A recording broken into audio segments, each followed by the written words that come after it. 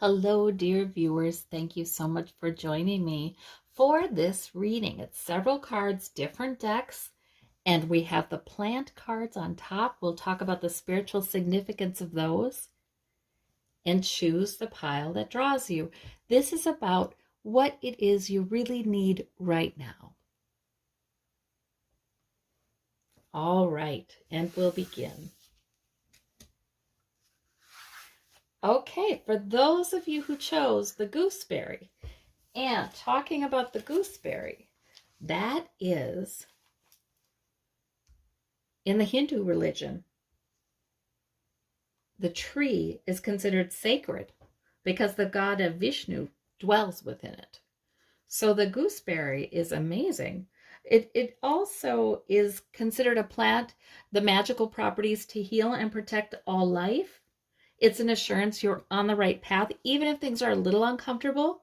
Because if you've ever eaten gooseberries, you know that there's a little bit of, there's just a little prickliness around the berry, but it's very soft and it's not, it's not anything that keeps you from eating it. It's a very delicious, delicious berry. So with that meaning, we'll go right ahead and see what else we have. With the Arcanum deck, we have the 9 of coins. From the Rider-Waite, we have the 8 of swords and the 5 of wands. From the Steampunk Tarot, we have the 9 of wands, and we have the 2 of swords. And from the Lightseers Tarot, we've got the wheel. There's your major arcana. All right, very good. Okay. So let us look at these for a little while.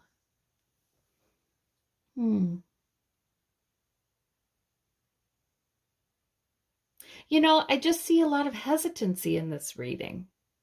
Although there's also a reassurance that the wheel is turning. There's something new coming in.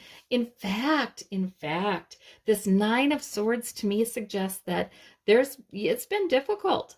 Maybe it's been difficult lately. There have been battles. There have been things to overcome. Or no, this is 8 of swords. This is 8 of swords. Yeah, it's been difficult. Yeah, you feel a little trapped even by it maybe.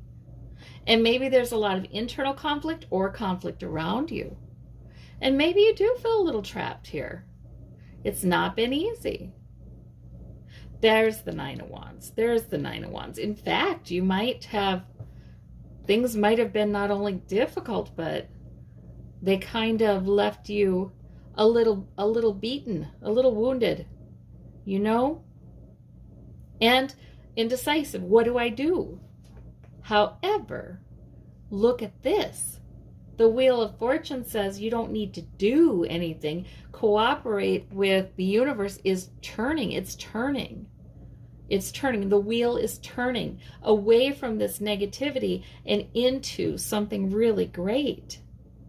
This 9 of coins, I can't figure out quite what that is. Maybe you were sitting pretty. There was something that you were making headway on.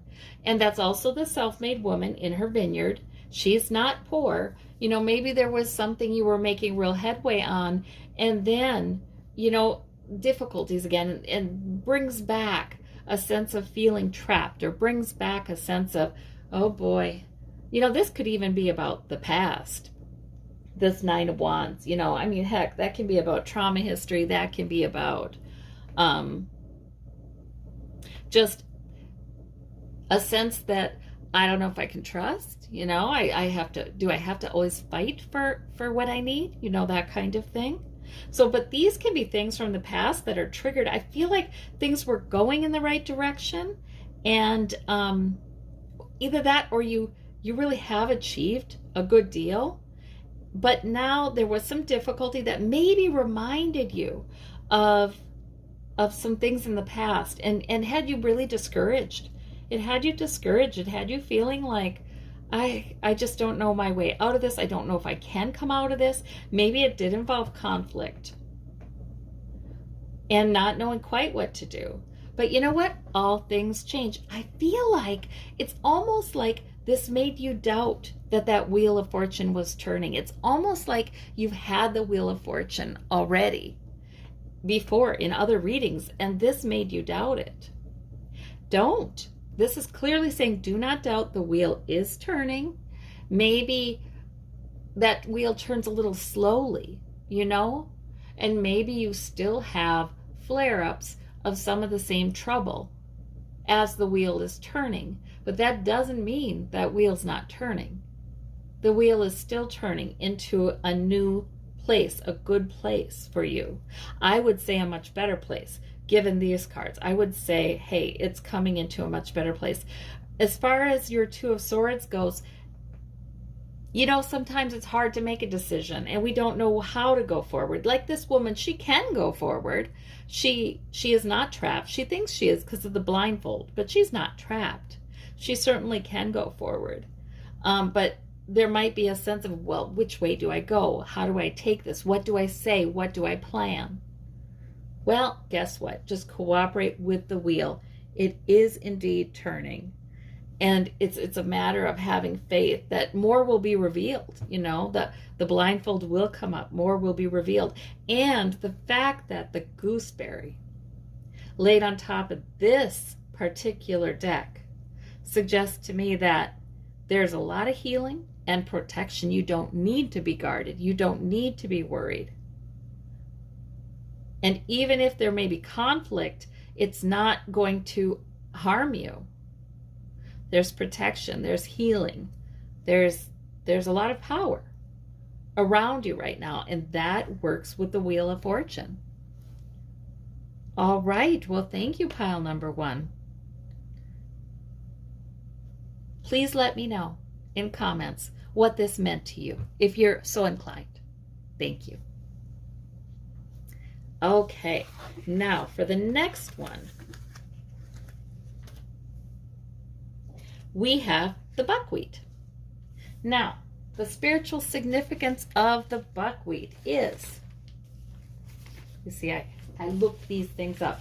It is actually a guard against poverty. It's actually something that people might put in the corners of their home to guard against poverty. And they'd seal it up, of course, but to guard against poverty. It's sustenance. It is suggesting that there may be need of greater prosperity, but this is a good sign for greater prosperity to come. So that's buckwheat. Very interesting. And out of the Light Seers Tarot, there's the Three of Swords. Out of the Rider-Waite, there's the Temperance Angel. You got your major arcana. And the Knight of Coins.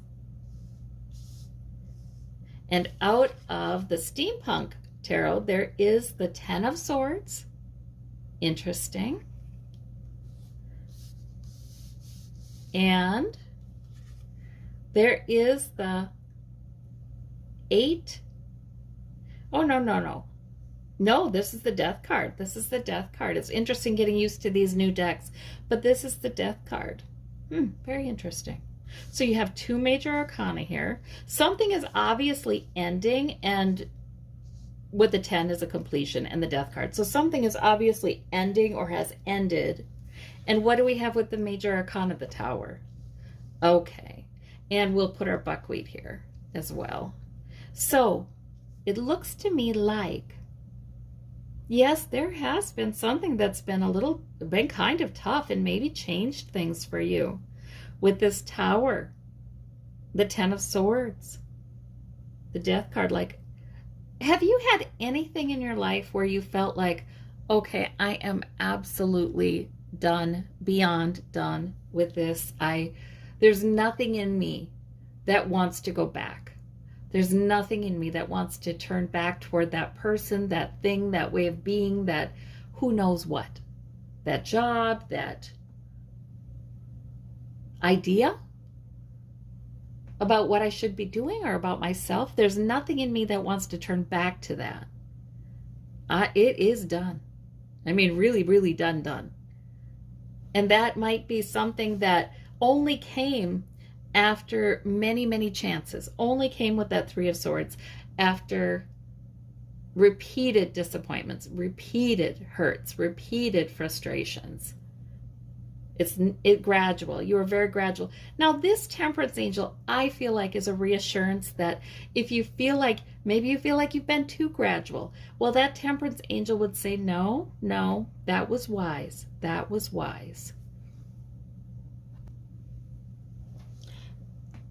So don't doubt your process.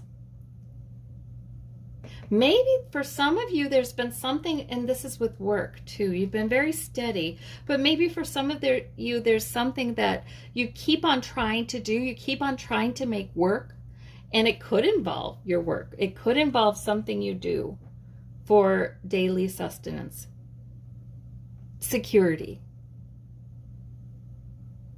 And at this Ten of Swords point, you're just, you know, I mean, it's like there could, for some of you, it could be time to take a turn on the path. Because that Temperance angel, but the Temperance angel is still there. Like, no matter what, you're going to be guided in wisdom, even though we have this Tower here. So even though there's this Tower event, I feel like you're guided in great wisdom. And it turns out that if you give up on something, or you, now I'm not suggesting giving up on something that doesn't feel right to give up on. These cards together suggest to me, like, it really feels, it feels deep down to your core right to give up on this thing, or to turn away from this particular, like I said, person, place, job, routine, idea. Turn away from it. It feels really, really right. Like I've tried to do it a million times, but now I'm really done. Like that almost. Or I've thought of it, but the Temperance angel is now telling me now is the time.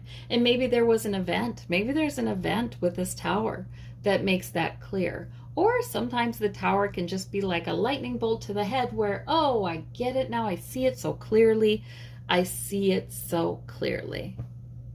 Now, the buckwheat suggests that whatever turn you're making, whatever is done, whatever wise decision you're making to make this turn is actually going to guard against poverty or increase your prosperity, increase your health, maybe, increase your wealth, increase your endurance, I want to say. Because when you think about buckwheat, you know, it's not fancy, but it is just the best thing. You know what I mean? It's what you need. It's real. It's real. And it does provide sustenance. So I think the turn that you're making is good. You're doing it in a temperate and wise manner. And you're doing it only when you absolutely know it's time to make that turn. Wow, that's an exciting reading, actually. Yes. And again, please let me know in comments if it really strikes you. I appreciate that. Thank you, pile number 2. All right. Now let us see about pile number 3. Now, pile number 3, you chose, the dogwood. So the dogwood, you know, the dogwood is interesting. It does have a spiritual significance. It is said to, this is the wild rose, and it is said to represent both the pleasure and the pain of love. You know, because we have the rose and we have thorns. But that's true of all roses. And also this dogwood, it being a pink rose, also represents adoration, love. And this can be the kind of love that is not only romantic love, but love and affection. So there may be a blessing of love and affection for you. All right, so let's see. Or it could be Source just saying, hey, I love you. Here's a rose. That can be too. All right. So for pile number 3, the Arcanum deck has the 7 of Swords. The Rider-Waite has the Page of Cups reversed and the Emperor. Okay. The Steampunk deck has, I think I have that, has the Knight of Swords and the Queen of Swords. Oh, it's not lovely. And there's your major arcana besides the Emperor. This is the Empress from the Light Seers Tarot. Okay, and we'll put our dog rose right here. Oh yes, by the way, it's called the dog rose because, or it's considered a witch herb because it is said to heal wounds after dog bite. It's said to heal that, like has magical properties of healing. So that's interesting too. Okay, so let us look at this spread. Well, you've got the Emperor and the Empress. You've got the mama and the papa of the tarot. So that's kind of fun. That's kind of fun. So it's like, wow, a lot of power in you right now to take charge, to birth something new into your life. So this birthing is not only an unfolding, but you're really actively participating in it. And in fact, it could be made possible because of you sort of taking charge. And the Emperor is all about cause and effect too. Sort of like you get this, you do this, you get that. You do the other thing, you get the other thing. It's sort of, you know, the Emperor, he's not going to look at plans and how to do what you do in a judgmental way. He's not going to criticize himself. He's not going to, you know, he's just going to be very dispassionate about it. You know, it's just like, well, of course, this is very practical, very grounded, and so is the Empress, very grounded in reality, and it's sort of a sense of excitement, like, yes, I absolutely can take charge of this issue and improve it. I absolutely can. It's like that. And you know, sometimes we need that kind of powerful strength from source. We need that oomph. We need that encouragement. We need that guidance. I often feel like with the Emperor and the Empress too, there might be guides for you who are being sort of like loving parents who are helping you to take charge and do something you really want to do. Get done something you really want to get done. And look at this, the Queen of Swords and the Knight of Swords. Now that suggests to me there's a plan, and you may be on that plan and you can complete it with the Queen of Swords. The Queen of Swords is not shy. She will say what she needs. She will make a plan and she will stick to it. And she will have success. She's very smart, very smart. So you have that lovely energy with you too. Just very smart, very logical. We have the Seven of Swords. Yeah, I just feel logic here. But then there's the magic of the birth too. We need Source's magic too. And there's the moon, the mysterious kind of side of things. We have the Seven of Swords. Very interesting. So, that can be, you may have been, there may be a number of plans that you have that you're kind of holding close to the vest. You're not going to necessarily tell everybody. And that's a really good idea sometimes if, yeah, you know, if you want to make sure it comes into existence. Like, I'm going to tell them when this works out, that works out. You may have, this might be a time in your life, man, the intellect is on fire too. There might be a time in your life when you have a lot of different plans. You have a number of them. And you know that you just need to do this and this and this. You have a very smart way of getting there. I think you really are encouraged to envision something new coming into your life that will be really life-giving, really important. You know, because the Empress, she gives birth, and it's not like that's just the one blessing.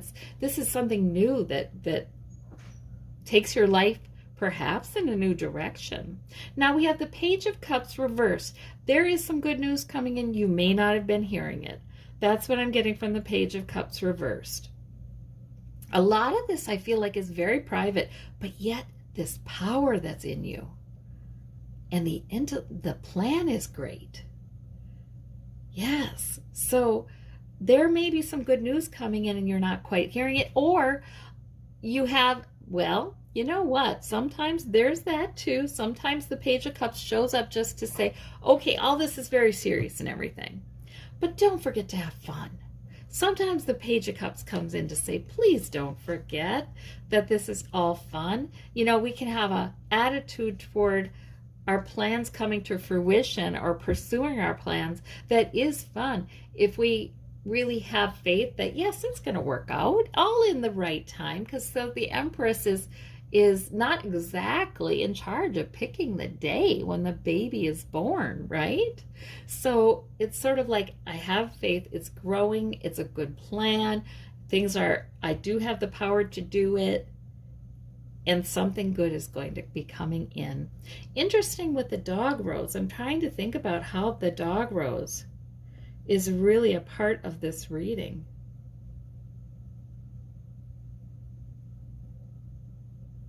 You know, the dog rose is all about love and affection, and it really could be a guide or loved one on the other side, or source saying, I love you. This is a sign, I love you. I'm here for you. It really could be that. But I don't know, the wild rose.